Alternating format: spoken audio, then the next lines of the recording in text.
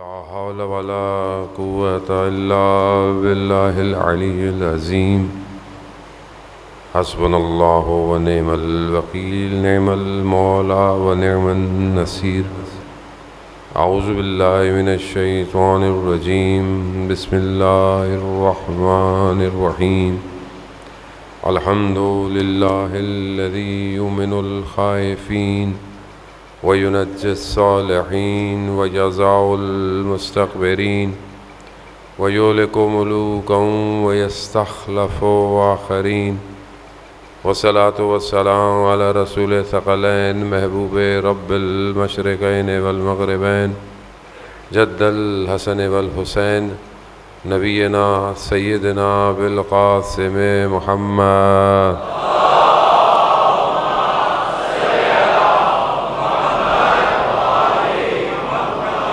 وعلى آله الطيبين الطاهرين المعصومين لا سيما بقية الله في الأرضين روحي وأرواحنا لتراب مقدم الفداء ولعنة الله على أعدائهم أجمعين بسم الله الرحمن الرحيم رب اشرح لي صدري ويسر لي أمري واحلل عقدة من لساني يفقهوا قولي أما بعد فقد قال الله تبارك وتعالى في كتاب الحكيم والقرآن المجيد وما خلقت الجن والإنس إلا ليعبدون صلوات بيد محمد والے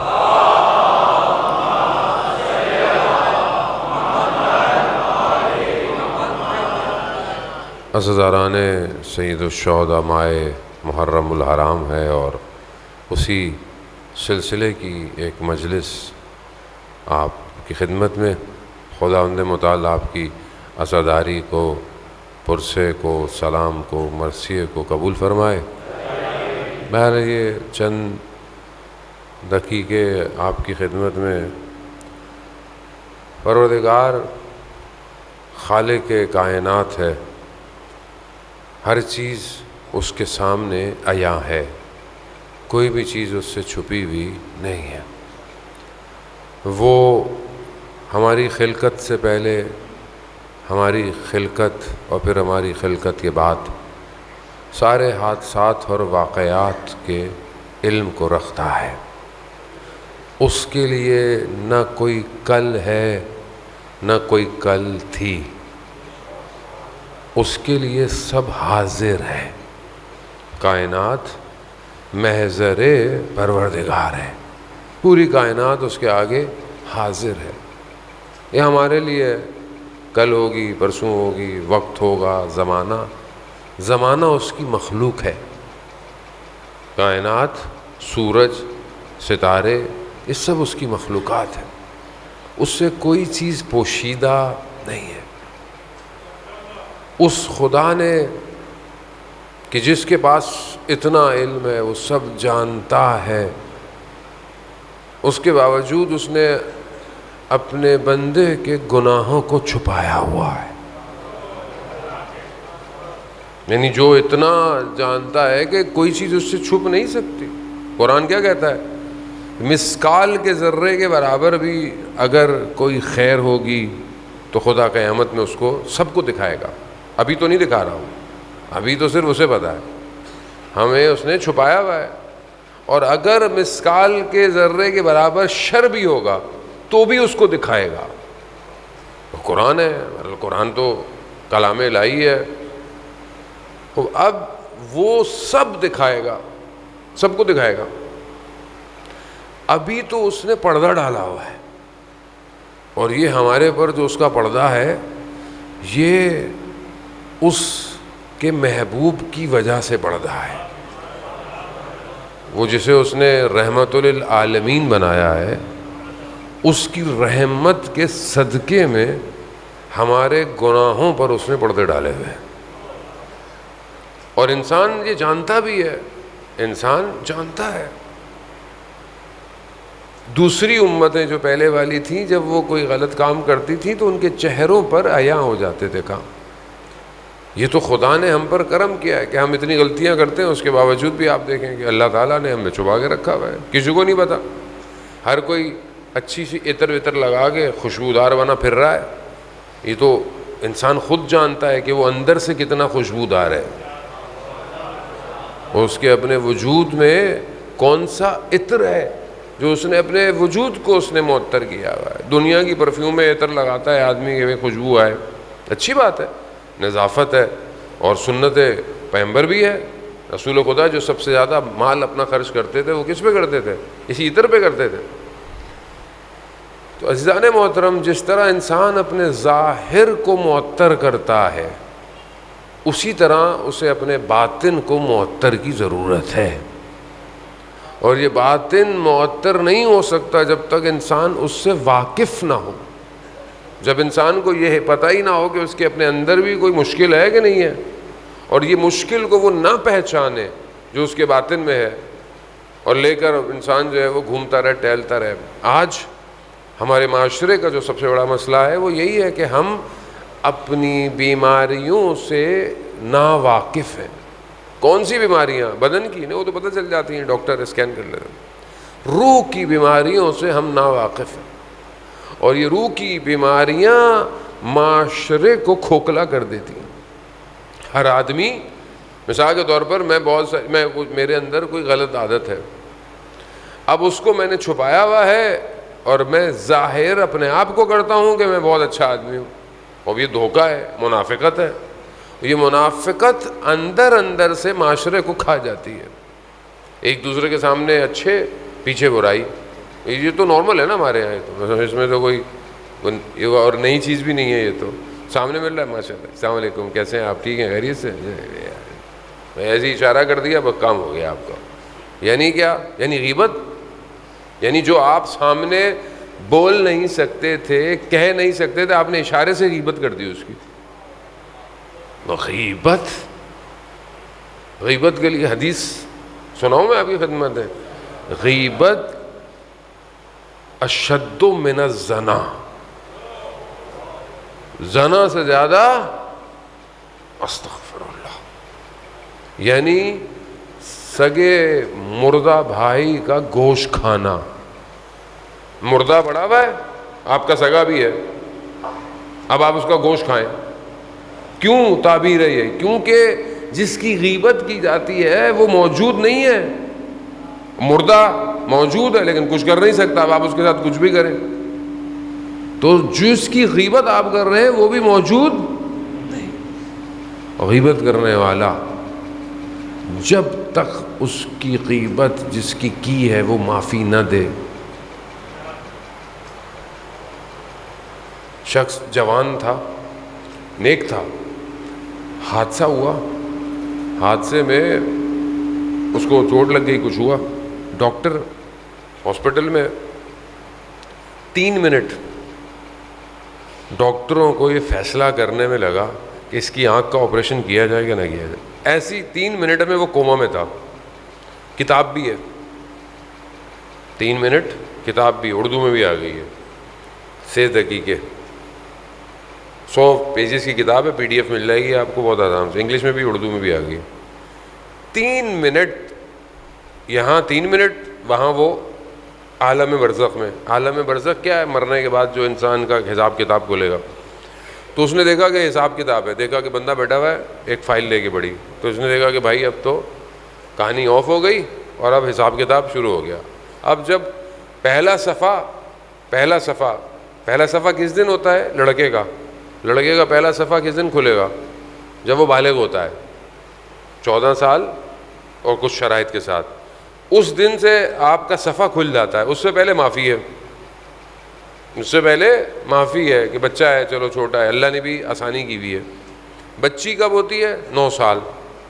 9 سال کے اندر اس کی بھی زندگی کے صفحے کھل جاتے ہیں۔ اب ہم لوگ بات کہتے ہیں ابھی تو چھوٹی ہے، ابھی تو بچی ہے، بعد میں حجاب کرا لیں گے، اس کے لیے تو عذاب شروع ہو گیا۔ اب آپ کی مرضی ہے، اب آپ کریں گے نہ کریں۔ محرم نامحرم اس کے لیے واضح ہو گیا، یہ ہماری ذمہ داری ہے۔ قیامت میں جب وہ کھڑی ہوگی تو وہ کیا بولے گی؟ میرے ماں باپ نے مجھے بتایا ہی نہیں تھا محرم نامحرم کون ہے میرے لیے۔ وہ بھی بہت سخت ہے، اسلام جو ہے وہ مذاق نہیں ہے جانے محترم۔ اب وہ کہتا ہے کہ میری زندگی کا پہلا صفحہ جس دن میں بالغ تھا اس دن سے میرا صفحہ کیا لکھا ہوا؟ نماز، فلانا فلانا، سب صحیح، بالکل اچھا بچہ تھا، جوان اچھا تھا، نماز بھی پڑھتا تھا، ماتم بھی، عزاداری بھی، سب کچھ کرتا تھا۔ دیکھا کہ دن کے اعمال ہیں، رات کو اعمال جب اینڈ ہو کلوز، دیکھا کہ سارے اعمال اڑ رہے ہیں. اگلا صفحہ کھولا پھر وہی رات کو پھر اڑے. اس نے پوچھا یہ کیا ہے؟ کہا کہ تم نے جو سارا دن نیکیاں کی تھیں اور رات کو جو غیبت کی تھی، تمہاری ساری نیکیاں اس کو چلی گئیں. اب ہماری تو ویسی ہی نیکیاں نہیں ہیں بھائی، مائنس میں ہیں، مائنس یعنی ہم کتنے آرام سے اپنی نیکیاں، اور کتنا آج کل تو پتہ بھی نہیں چلتا نا غیبت کر رہے ہیں. 2 لوگ بیٹھے ہیں، تیسرے کی غیبت. مولانا کی غیبت تو ویسے ہی ماشاءاللہ، نوخان کی، مولانا کی تو ہمارا فیوریٹ مشغلہ ہے کہ جہاں بیٹھ جائیں تو وہاں شروع ہو جاتے ہیں. یہ سب جا رہا ہے. اب جب انسان بلینک ہو رہا ہو، اس کا اکاؤنٹ صلوات بھیج دے محمد والے محمد صلی اللہ. اب یہ ایک بیماری ہے، یہ ابھی ایک بیماری ہے، بیماریاں بہت ساری ہیں ہماری. اب یہ انسان اس طرح کی مطلب ایک چیز ہے، اور یہ کتنی کامن ہے ہمارے معاشرے میں. خواتین ماشاءاللہ ایکسپرٹ ہیں اس معاملے میں بہت زیادہ. تو پھر دوسری بیماری تہمت، یعنی جس نے کچھ نہ کیا ہو اس پر آپ نے تہمت لگا دی. یہ بھی یہ کیا کرتی ہیں؟ یہ انسان کی روح کو بھاری کرتی ہیں، سنگین کر دیتی ہیں. اور جب انسان کی روح سنگین ہو جائے نا، بھاری ہو جائے، تو پھر نیک عمل کے لیے اس سے اٹھا نہیں جاتا. فجر میں اٹھنے کے لیے 6 فٹ کے آدمی کو کتنی طاقت چاہیے، مطلب کتنا آپ کو وزن چاہیے، لیکن اٹھا نہیں جاتا بعضوں کا. کیوں؟ کیونکہ روح سنگین ہو چکی ہوتی. اور آدمی اگر استغفار کر کے نہ سوئے تو پھر فجر بہت مشکل ہوتی ہے. آج کل جوان بعضوں کا کہتے ہیں ماشاءاللہ آپ تو سب اہل نماز ہیں، اہل تہجد بھی ہیں. میں تو ان کی بات کر رہا ہوں جو لائیو سن رہے ہیں بیٹھے ہوئے، کہ بعض جوان کہتے ہیں کہ فجر میں اٹھا نہیں جاتا. اس کی وجہ کیا ہے؟ اول تو بہرحال ٹائم پہ سوئیں، رات کو کم کھائیں، لیکن رات کو کر کیا رہے؟ انسان رات کو کون سا عمل کر کے سو رہا ہے؟ آج معاشرے میں جانے میں ہم دشمن کو سمجھنے کی کوشش کریں.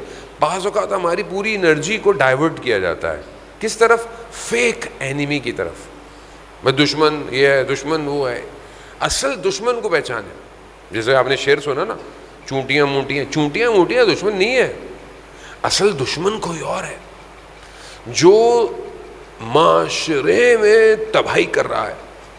یہ چھوٹی موٹی چیزیں شہروں میں ملکوں میں ہوتی رہتی ہیں، ان سے کوئی آج تک کوئی نہ عزاداری رکی ہے، نہ کبھی ماتم رکا ہے، کچھ نہیں رونا ہے. یہ آپ پریشان نہ ہو، جس کی عزاداری ہے اس کا وارث زندہ ہے. تو یہ دنیا جہان کے بل شل باز ہو جائیں، کچھ بھی ہو جائیں، آپ گھبرانے کی ضرورت ہی نہیں ہے. آپ کو کسی چیز کو اتنی اہمیت نہ دیا کریں. اہمیت دینی ہے تو اس کو دیں کہ جو پردہ غیبت میں انتظار کر رہا ہے. اس قابل ہو جائیں کہ دنیا سویپ کر لیں. ہوگی، لیکن ہمیں اس قابل بننا ہے نا. ہم کسی قابل بنیں گے تو وہ ہمیں بلائیں گے نا. کسی نے بولا کہ وہ، میں کہیں مجلس پڑھا تھا کہ آپ اتنی زور سے نعرہ ماریں کہ امام آ جائیں. میں نے بہرحال ان سے عرض ادب سے بولا اچھی بات ہے آپ اتنی زور سے پکاریں امام کو کہ امام آئے، لیکن یہاں پہ بھی امام ہی آئے. بھائی ہم کیوں نہیں چلے جاتے امام کے پاس؟ یعنی یہاں پہ بھی ہم ہی نے، امام کو بھی ہم ہی نے بلانا ہے. بھائی ادھر ہی آئیں گے. جیسے وہ یورپ میں جائیں تو وہ کہتے ہیں مولانا صاحب ہم سنڈے کو پروگرام کر سکتے ہیں، ہمارے مسائل ہیں ان کے. ہم ولادت بدھ کو ہے، پروگرام سنڈے کو ہے. میں نے کہا بھائی پھر امام زمانہ کو بھی سنڈے کو بلائیے گا. ہماری تو یہ، بھائی ہم خود کیوں نہیں جا رہے امام کے پاس؟ تو جب تک ہماری روح ہلکی نہیں ہوگی ہم کیسے جائیں گے؟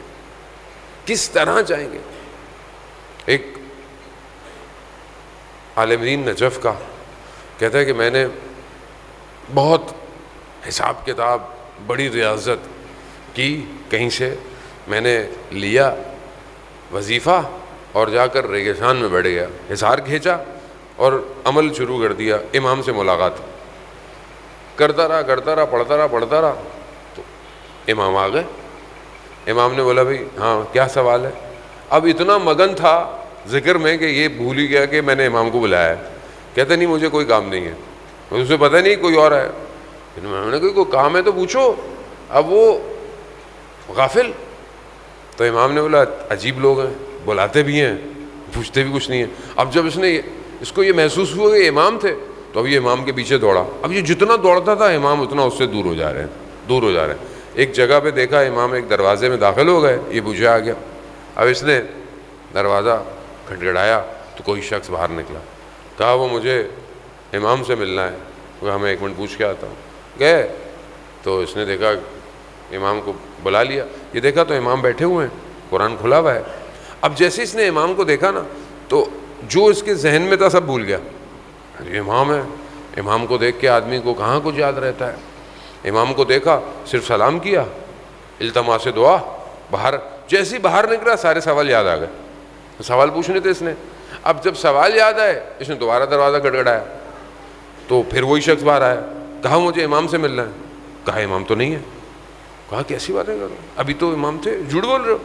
وہ شخص عجیب سا ہو گیا. کہا کہ میں اتنے سالوں سے یہاں پہ ہوں اور تم میرے پر تہمت لگا رہے ہو, میں جھوٹ بول رہا ہوں, امام نہیں ہے. کہا میں ابھی آیا تھا. تو کہا اس وقت تھے, ابھی نہیں ہے امام. کہا ہاں مگر امام کا ایک شاگرد بیٹھا ہوا ہے, اگر سوال پوچھنا. اس نے بولا چلو شاگرد سے پوچھ. جیسے اندر گیا تو دیکھا اسی حالت میں جو شخص بیٹھا ہوا تھا اس کو یہ پہچان گیا. وہ سید ابو الحسن اصفہانی جو اس زمانے کے مراجع تھے کہ جنہوں نے سخت سردیوں کی راتوں میں امام سے توسل کیا تھا جب ان کے والد انہیں حوضے سے واپس لینے آ گئے تھے. تو اس وقت انہوں نے کہا تھا کہ پروردگار میں بھوکا رہ لوں گا مگر مجھے امام کی نوکری کرنی ہے. پھر امام نے بھی اتنا دیا کہ اپنے زمانے کا مراجع بنا دیا نجف. جب انہوں نے دیکھا مگر ان کو یقین نہیں آیا کہ یہ بہرحال وہ ہوں گے. انہوں نے چلو جو بھی ہے, سوال پوچھے, جواب لیے, گھر چل دیے. جیسے ہی نجف پہنچے تو ان کے ذہن میں خیال آیا, اب ہوتا ہے نا اندر کے, پتہ یہ ابو الحسن اصفہانی اس مقام پہ, میں امام کے شاگرد, امام کی جگہ پہ, ذہن میں خیال آیا. تو کہا میں گھر جاتا ہوں, ان کے دیکھتا ہوں, پوچھتا ہوں. جیسے ہی گھر کا دروازہ کھٹکھٹایا تو انہوں نے اندر سے آواز دی فلانا شخص آیا ہوگا, دروازہ کھولو, یعنی خادم. جیسے ہی دیکھا تو اسی حالت میں سید بیٹھے ہوئے جیسے وہاں بیٹھے ہوئے تھے. پھر اس نے وہ سوال پھر پوچھے, ہاں میں دوبارہ چیک کرتا ہوں. جیسے ہی سوال پوچھے سید نے کہا مگر میں نے تمہیں جواب نہیں دیا گیا. تو ایک دم شرمندہ ہو گیا. خوب یہ انسان جو اس قابل ہو جاتا ہے, امام کی نوکری کرتا ہے, امام کی جگہ پہ چلا جاتا ہے, زمانہ, مکان, ٹائم اس کے لیے ختم ہو جاتا ہے. کیا ہے یہ؟ کہانیاں نہیں ہیں, داستانیں نہیں ہیں, حقیقت ہے. یہ کیسے ممکن ہے؟ وہ یہ روایات ہیں. چوتھے 5ویں امام, امام باقر علیہ الصلوۃ والسلام, اللہ صلی علی محمد.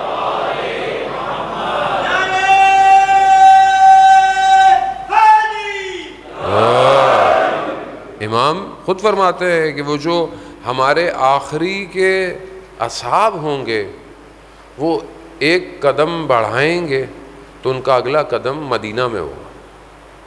اب یہ ظاہر ہے یہ کوالٹیز تب ہوں گی نا کہ جب ہماری روح مضبوط ہوگی, بدن مضبوط. اچھی بات ہے بدن کا خیال رکھیں, صحت کا خیال رکھیں. جوان کو ایکسرسائز کرنی چاہیے, ورزش کرنی چاہیے, اپنے آپ کو مطلب مضر صحت سے جو چیزیں اسے دور کرنا چاہیے. لیکن بدن سے زیادہ روح کو طاقت چاہیے. روح جب مضبوط ہوتی ہے تو وہ اپنے وقت میں پھیلنا شروع ہو جاتی ہے. ایک روح اگر بزرگ ہو جائے پورے معاشرے پر حاکمیت کرتی ہے. ایک روح. آپ دیکھیں گے ابھی 2 دن پہلے شہید عارف کی برسی تھی. شہید عارف حسینی آج تک دلوں پہ راج کر رہے ہیں. اس کی وجہ کیا ہے؟ روح بزرگ تھی. اور یہ روح تب بزرگ ہوتی ہے جب اس کی خلوت میں سجدے شروع ہوتے ہیں, جس کے سجدے دنیا کو دکھانے کے لیے نہیں ہوتے, جس کے سجدے صرف اپنے رب کی ملاقات کے لیے. اب ہماری زندگی میں جو اتنا حیصل ہے, اتنی جو پریشانی ہے, اتنے جو مشکلات ہیں, اس کی ایک سب سے بڑی وجہ ہمارا رب سے جو رابطہ ہے وہ بہت کمزور ہو گیا ہے. ہم بہت جلدی گھبرا جاتے ہیں، زندگی میں ٹینشن میں آ جاتے ہیں، ایک دم ہاتھ پاؤں پھول جاتے ہیں، اور جو بھی ہو رہا ہے، مطلب غصہ آیا، غصے میں انسان کچھ بول بیٹھتا ہے. کیوں بول رہا ہے؟ بعد میں پچھتاتا ہے آدمی کہ میں نے کیوں کہا، پہلے کیوں نہیں سمجھ میں آتا. بار بار ایک ہی گڑھے میں گرتا ہے. جوان، ظاہر جوان ہے، اس کے اندر خواہشات بھی ہیں، تمایلات بھی ہیں، اٹریکشنز بھی ہیں، سب کچھ ہے، بار بار غلطی کرتا ہے. بعض اوقات جوان ویسے کرتے ہیں، مولانا صاحب توبہ بھی کر لی، پھر بھی گناہ ہو گیا، پھر توبہ کر لی، پھر گناہ ہو گیا. بہرحال وہ رحمان ہے، وہ رحیم ہے. ہم یہ نہیں کہتے کہ وہ معاف نہیں کرنے والا، وہ معاف کرنے والا ہے، لیکن میں بار بار کیوں گر رہا ہوں؟ اس کی وجہ یہ ہے کہ میرا رابطہ کمزور ہے. جب انسان کا رابطہ مضبوط ہو جائے تو اسے گناہ کی حقیقت نظر آتی ہے. گناہ کی حقیقت کیا ہے؟ آج مجھے معاشرے میں گناہ نظر نہیں آتا، مطلب مجھے تو لذتیں آ رہی ہیں نا، نعوذ باللہ. مثلا مجھے ہر چیز خوبصورت اچھی لگ رہی ہے، مگر ہر خوبصورت چیز حلال تھوڑی ہے. جو حلال ہے اس کی طرف دیکھیں، مگر ہر چیز حلال تو نہیں ہے. تو مجھے کیسے پتہ چلے گا حلال میں حرام میں فرق کیسے پتہ چلے گا؟ وہ آئیے، قرآن بہترین واقعہ بیان کرتا ہے. قصص الانبیاء، قصص القرآن احسن القصص ہے. حضرت یوسف علیہ السلام کا واقعہ اور زلیخا کا واقعہ بہترین واقعہ، جسے خدا نے اتنے ادب کے دائرے میں بیان کیا ہے کہ کوئی بھی بیان نہیں کر سکتا. اس واقعے کو کتنے ادب کے ساتھ، کس احترام کے ساتھ قرآن اس واقعے کو کوٹ کر رہا ہے کہ جب زلیخا نے حضرت یوسف کو بلایا، 7 دروازے بند کر کر خواہش کا اظہار کیا. حضرت یوسف کو زلیخا نظر نہیں آ رہی تھی. کمال تو الہی یہی تھا، جب پروردگار کہیں پر بھی حضرت یوسف نے زلیخا سے گفتگو نہیں کی، یا اس کو کہا کہ یہ تو آپ کیا کہہ رہی ہیں، مطلب میں تو آپ کے گھر میں پلا بڑا ہوں، نہیں کہا پروردگار تیری پناہ چاہتا ہوں. یعنی جب انسان اپنے آپ کو خدا کے حوالے کر دے تو خدا گناہ کی حقیقت کو کھول دیتا ہے. زلیخا نظر نہیں آئی، شیطان کا چہرہ نظر آیا. وہ جب شیطان کا چہرہ نظر آئے گا تو کوئی اٹریکٹ ہوگا؟ نہیں ہوگا. وہ کہا یوسف مڑ جا، گھوم جا. جب خدا پر توکل ہو تو پھر یہ نہیں دیکھا جاتا کہ دروازے کھلے ہیں یا بند ہیں. مڑ جا، مڑ گئے، 7 بند دروازے کھل گئے. مگر جو خدا مصر میں تھا وہ خدا آج نہیں ہے. اگر ہم بھی خدا کی پناہ مانگیں اپنی تنہائی میں، یہ جو دنیا نے ہمارے لیے بازار گرم کیا ہوا ہے، انسٹاگرام، ٹک ٹاک، یہ سب کیا ہے؟ لذتیں ہیں نا، یہ بار بار آنکھوں کے سامنے آتی ہیں. بچہ غلطی سے کلک کرتا ہے، پھر دوسری کلک کرتا ہے، پھر تیسری. خوب ہاتھ جلتا کیوں نہیں ہے؟ کیونکہ آگ نظر نہیں آ رہی. اگر آپ اپنے آپ کو خدا کی پناہ میں دے دیں تو خدا آپ کو وہ لذت نہیں دکھائے گا، آگ دکھائے گا. تو ہو سکتا ہے آپ اپنا موبائل اٹھا کے پھینک دیں آپ یقیناً، بولے مجھے یہ نہیں چاہیے. 10 دن میں جوانوں کو ایک فارمولہ دے رہا ہوں، پریکٹیکل ہے، دیکھیں، کیونکہ یہ سسٹم ہمارا نہیں ہے. آپ بولیں جی میں تو نوئے سنتا ہوں، مجلس سنتا ہوں، اچھی بات ہے، آپ سنتے ہیں، نوئے سنیں، مجلس سنیں، لیکن 4 نوئے سنیں گے، 5ویں کچھ اور چیز دیکھیں گے آپ. کیوں؟ کیونکہ یہ آپ کا سسٹم نہیں ہے، یہ اس کا الگورتھم ہے. اس نے اتنا سسٹم ڈیزائن کیا ہوا ہے کہ وہ 4 آپ کی، 5ویں اپنی چیز دکھاتا ہے. کچھ بھی کر لیں آپ، وہ اس کا سسٹم ایسا ہے. وہ آپ کی آواز سن کر، آپ کی نگاہیں، آپ کا IP ایڈریس اس کو پتا ہے کہ یہ کراچی، نارتھ کراچی فلانے بلاک میں سے IP آ رہی ہے، یہاں کے لوگ کیا ہیں، سب پتا ہے اسے. وہ RSS اس کا اتنا ڈیٹا کیلکولیٹڈ ہے، وہ آپ کی چاہتوں کو سب کو جانتا ہے، سب سسٹم بنا ہوا ہے. ایک آپ کی شکل کو میں جانتا ہوں، ایک آپ کی پرسنالٹی کو آپ کے گھر والے جانتے ہیں، اور ایک آپ کی پرسنالٹی کو یہ کمپیوٹر یا موبائل جانتا ہے کہ یہ کہاں کہاں گھومتا ہے، یہ کیا کیا دیکھتا ہے، یہ کیا کیا پسند کرتا ہے.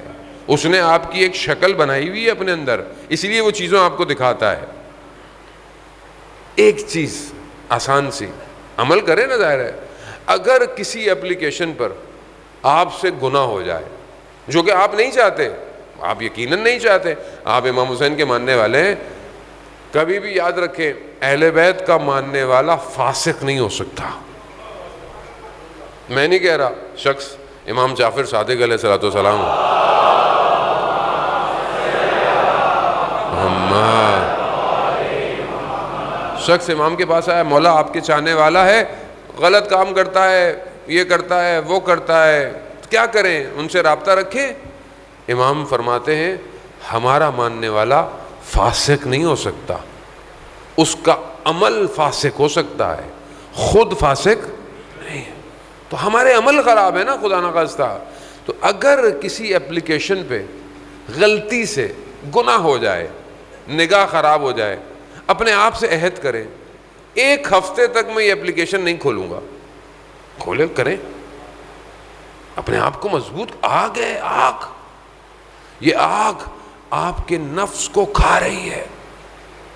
حضرت یوسف کی گواہی دے دی تھی بچے نے کہ حضرت یوسف جو ہیں وہ مطلب ان کا غلطی نہیں ہے, صاحب ہے, قرآن کہہ رہا ہے. بچے نے گواہی دی کہ کرتا اگر پیچھے سے پٹا ہے تو پھر زلیخا گناہ گار ہے, کرتا آگے سے پٹا ہے تو پھر کرتا پیچھے سے پٹا تھا. تو گواہی تو دے دی تھی, چھوٹے سے بچے نے دی. پھر بھی حضرت یوسف نے کہا پروردگار ایسی دنیا سے بہتر تو مجھے زندان میں ڈال دے, زندان میں, تاکہ میں تیری عبادت تو کروں. آج دنیا موقع نہیں دے رہی, نہ عبادت کا نہ ذکر کا. الدنیا سجن مومن, دنیا مومن کا زندان ہے, اور مومن اس دنیا سے پرواز چاہتا ہے. آپ یقین کریں, جو ہم لوگ کہتے ہیں بہرحال اللہ سب کو اچھی زندگی دے, صحت دے, لیکن سلامتی والی زندگی دے. خود امام سجاد علیہ الصلوۃ والسلام ارشاد فرماتے ہیں, اللہم صلی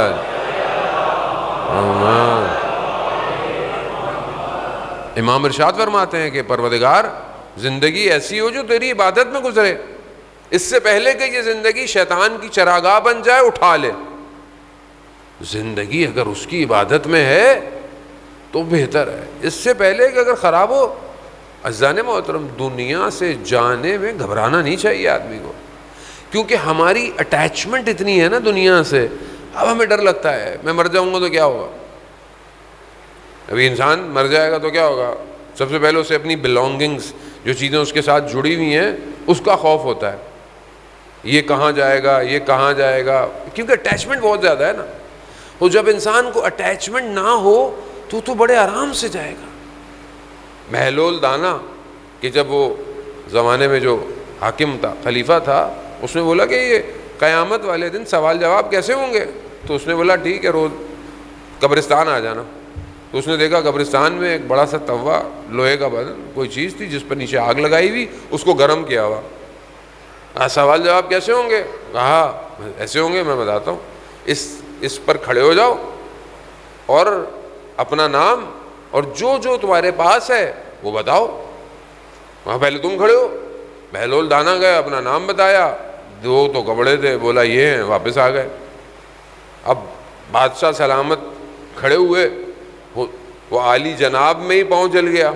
نام اتنا بڑا جیسے ہمارا ہوتا ہے علامہ, حجت الاسلام, مسلمین اور پتہ نہیں کیا کیا, ہم ناموں میں ہی پھنس گئے ہیں آج کل. تو یہ انسان نام میں اتنا پھنس گیا, وہ نام میں پھنس گیا. وہ تو ابھی وہ بتاتا کہ میں یہ لباس ہیں, یہ کپڑے ہیں, یہ تخت ہے, یہ تاج ہے, یہ ہیرے ہیں. تو قیامت ایسی ہے, جتنا کم سامان ہوگا اتنا سفر آسان ہوگا. جتنا رکھو گے اتنا جواب دینا ہے. مولا کائنات حضرت علی ابن ابی طالب علیہ السلام,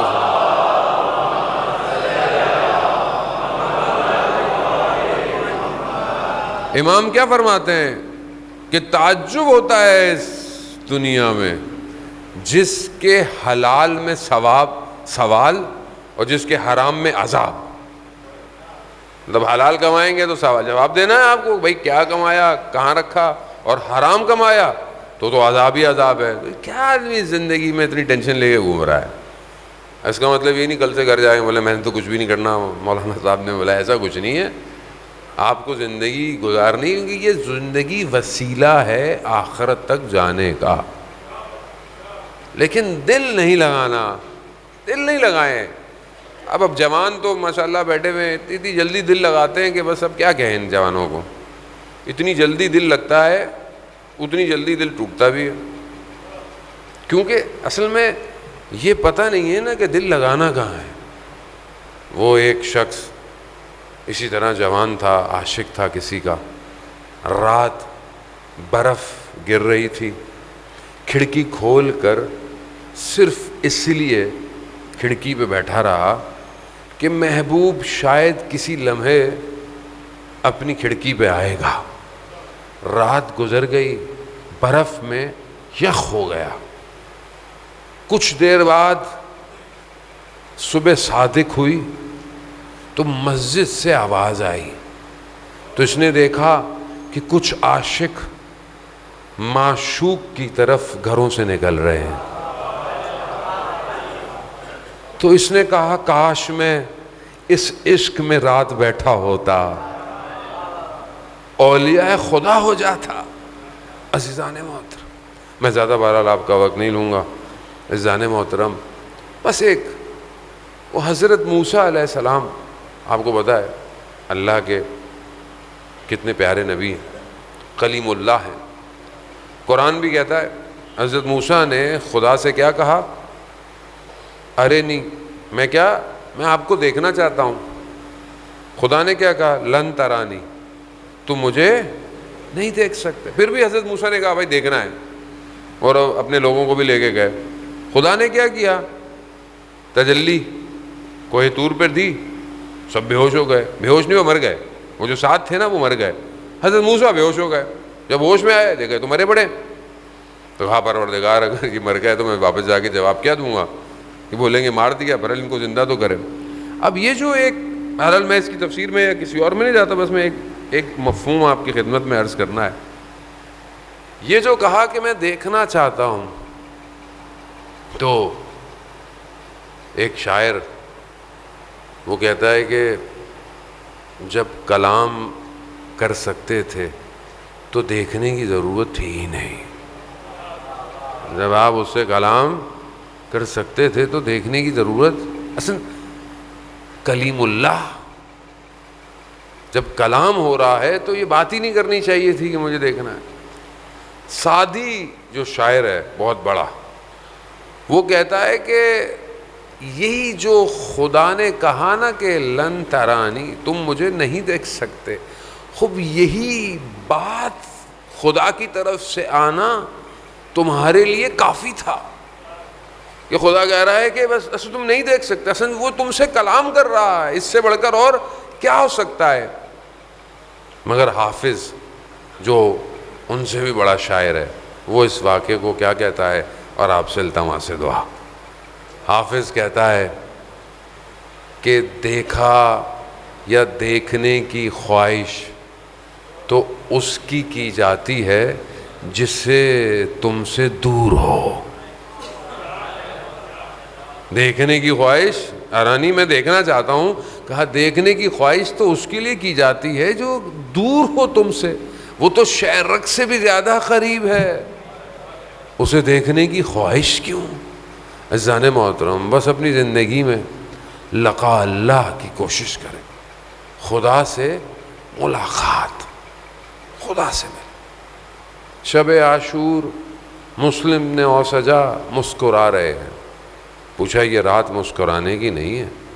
کہا میں اس لیے مسکرا رہا ہوں کہ میری اور خدا کی ملاقات میں چند ساعتوں کا فاصلہ ہے. خوبی ملاقات ہے. انسان اللہم ارن طلعت الرشیدہ، پروردگار مجھے وہ رخ زیبا دکھا، یعنی میرا امام مجھے دکھا. اب یہ انسان کے اندر خواہش ہونی چاہیے عزیزان محترم. بس یہی خواہش روز عاشورہ آہستہ آہستہ ختم ہوتی جا رہی تھی. ایک ایک کر کر زہرا کا چراغ بجھ رہا ہے. گلشن زہرا کے پھول اجڑتے جا رہے ہیں. روز عاشور دیکھ رہے ہیں کہ جو گیا وہ واپس نہیں آیا. بس توسل چند جملے ساعت مقدس اس چھوٹی سی بچی سے کہ جو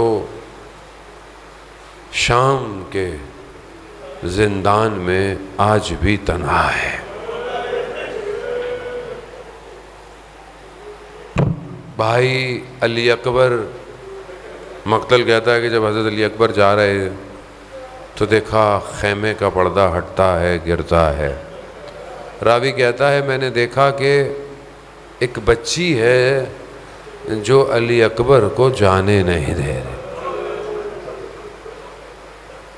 حضرت علی اصغر جب جا رہے ہیں تو بچی ایک امید سے کہ بھائی پانی پینے جا رہا ہے.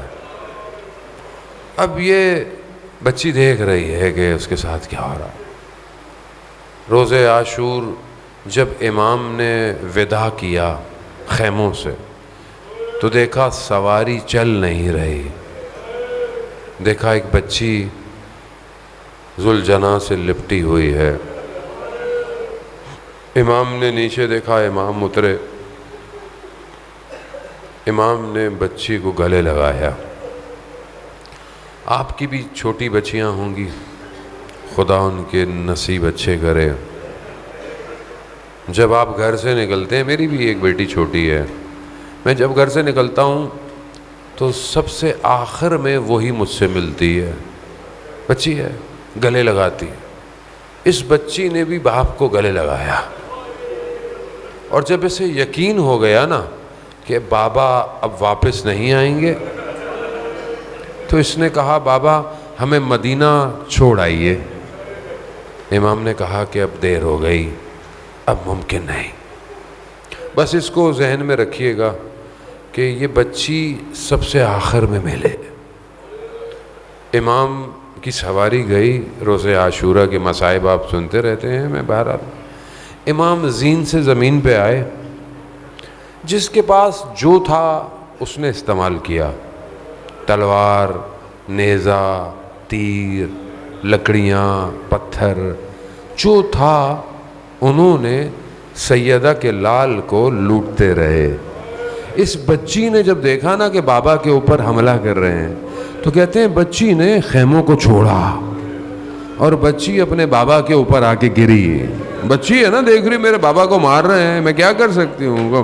بھائی علی اکبر تو نہیں ہے، بھائی چچا عباس بھی نہیں ہے، کون بچائے گا. کہتی بچی آئی، انہوں نے بچی کو پیار سے نہیں ہٹایا، انہوں نے تازیانے تماچوں سے بچی کو دور گیا. بس عزیزان محترم، ابھی روز عاشورہ یہ مشکلات ہوتی رہیں، گزر گئیں. روز عاشورہ گزر گئی، شام غریباں آئی.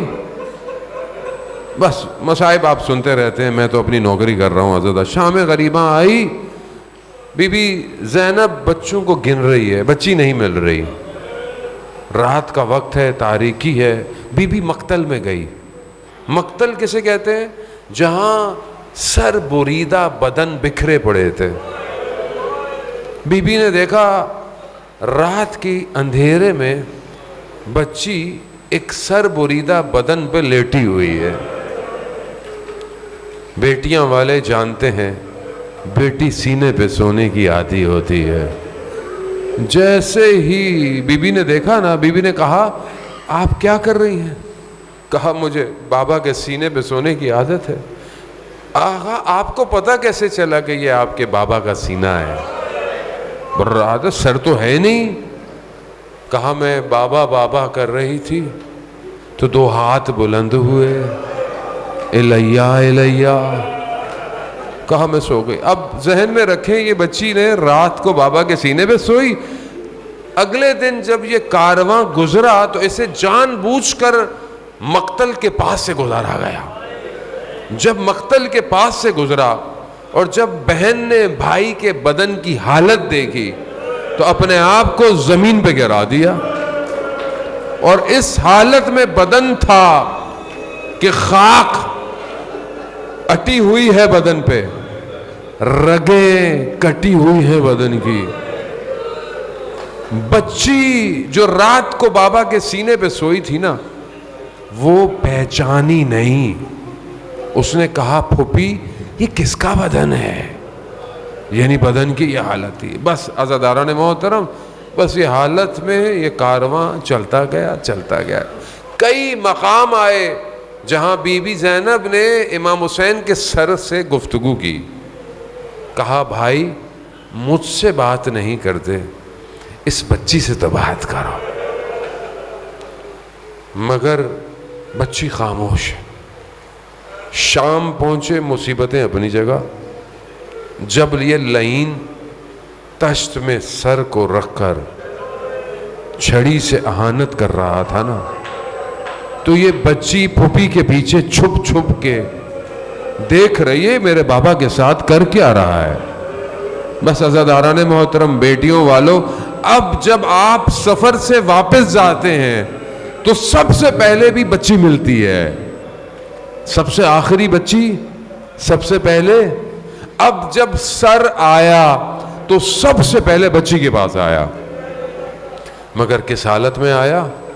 جیسے ہی تشت کا کپڑا ہٹا، خاک میں اٹی زلفیں تھیں، چہرے پر زخموں کے نشان تھے، ہونٹوں پر تازہ چھڑی کے نشان تھے. بس بچی کو اتنے دنوں بعد بابا ملا. بچی نے سر اٹھایا، ہونٹوں کو ہونٹوں سے لگایا. بچی شروع ہو گئی، کہتی ہے بابا آپ کے جانے کے بعد خیمے جل گئے. بابا دامن میں آگ لگ گئی. بابا انہوں نے یتیموں کے سروں پہ ہاتھ نہیں رکھا، تماچے مارے. بابا یہ مجھ سے کہتے تو میں گوشوارے دے دیتی بابا. ارے یہ کہتے کہتے بچی خاموش ہو گئی. بی بی زینب کہتی ہے میں سمجھی بچی سو رہی ہوگی. کیا دیکھا کہ بچی ایک طرف ہے، سر ایک طرف. انا للہ و انا الیہ راجعون. ارے میرے بیمار امام نے اسی حالت میں بچی کو دفنایا. اب جب یہ لٹا ہوا کارواں اربعین میں کربلا پہنچا تو بی بی زینب نے اپنے آپ کو گرا دیا اور کہا بھائی سب لے آئی، ایک امانت شام کے زندان میں رہ گئی.